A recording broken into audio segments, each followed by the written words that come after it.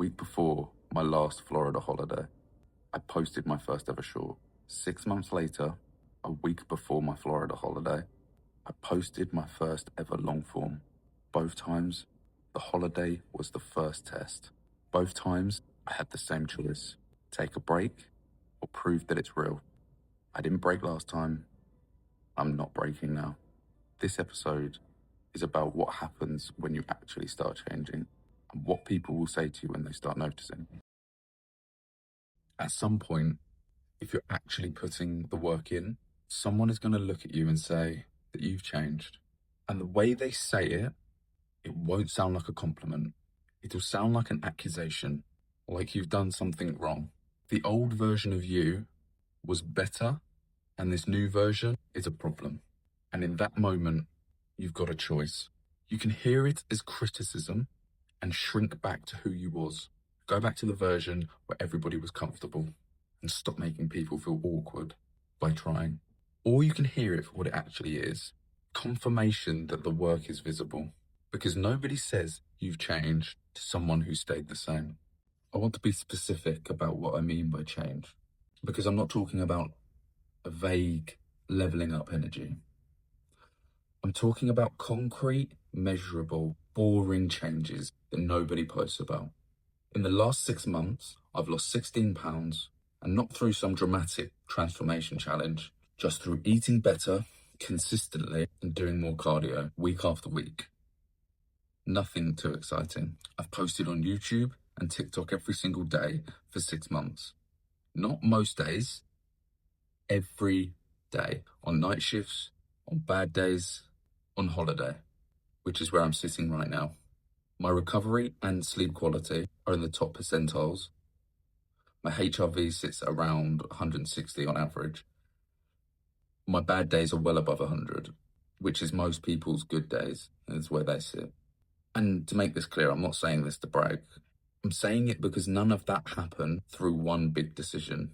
It happened through hundreds of small ones that nobody noticed. That's what real change looks like.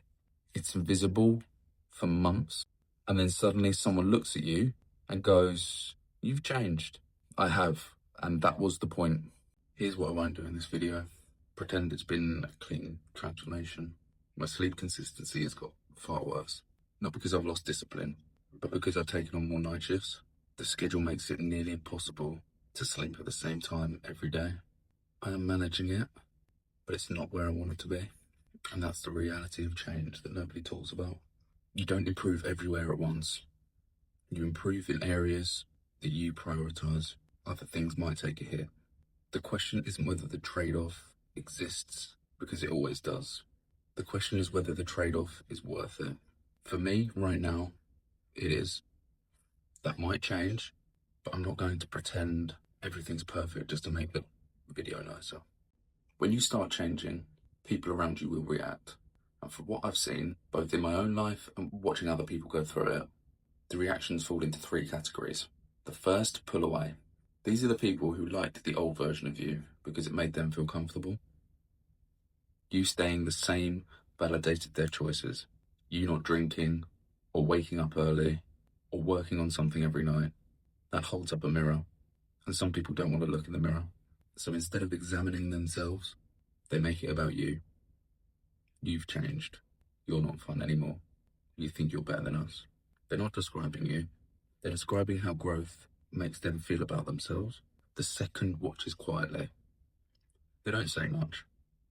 They're not pulling you back, but they're not cheering you on either. They're watching to see if it sticks, because they've seen people announce transformations before and go back to normal within a month. They'll believe it when they see consistency. And honestly, that's fair. Talk is cheap. They'll come around when they see results are undeniable. Then there's the third kind of person. My younger brother has been like this. In episode 0, I talked about a message that he sent me that made me realize I wasn't actually doing what I said I was. That message was a turning point, not because of what he said, but because of what it exposed about me. Since then, I actually started showing up. He started going hard himself. He didn't need a speech. He didn't need me to tell him what to do. He just saw consistency and it lit something. That's what real influence looks like. Not telling people to change, just changing and letting them decide. Some of my mates have been the same. They're wired the same, very similar, trying to improve, pushing themselves. When they've said you've changed, it wasn't a dig, it was recognition. And that's the version of that line that actually feels good to hear. Here's the thing. You can't control which group someone falls into. That's on them. All you can control is whether you keep going or whether you let someone else's discomfort stop you. You've changed only insults you if you're not sure the change was worth it. If you've gone from eating rubbish every day to losing 16 pounds through discipline and someone says you've changed, is that an insult? You already know the answer. If you've gone from scrolling at 2 a.m. to tracking your sleep and sitting at 160 HRV, and someone says that you're boring now, is that an insult? Again, if you've gone from talking about building something to actually building something for 6 months, on night shifts, on holidays, under any circumstances, and someone says that you've changed, it's a review of your progress from someone who's chosen not to start theirs.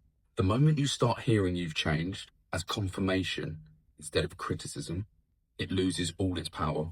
It becomes the best feedback you can get because it means the work is visible. It means you're not the same person you were 6 months ago, a year ago, whenever.